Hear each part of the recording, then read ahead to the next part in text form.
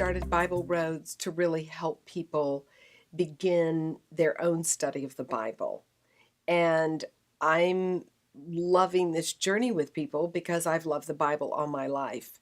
I grew up in Tulsa, Oklahoma, and had a Sunday school teacher, a British woman, who really, really loved the Bible and understood it and was a student of it.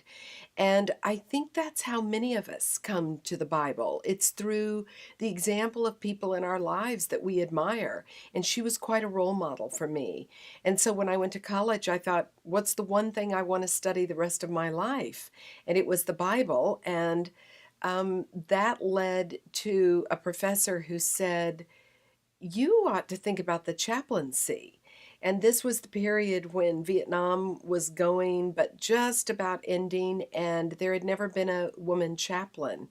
And I looked into it, but I realized that probably wasn't the right spot for me. So I ended up having a business career and had a very wonderful career for many years, mainly on the West Coast of the United States. And during that period, I continued to study the Bible. I began to give talks on the Bible. People knew of my interest in it. And much of my world in business was communicating.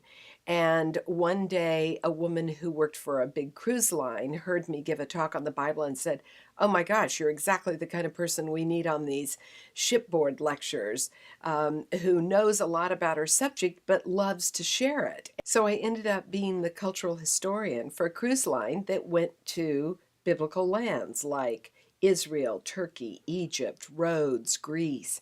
And I had a wonderful time helping people understand the context for what they were about to see and how, in many cases, it related to the Bible. And that led to finally going to seminary.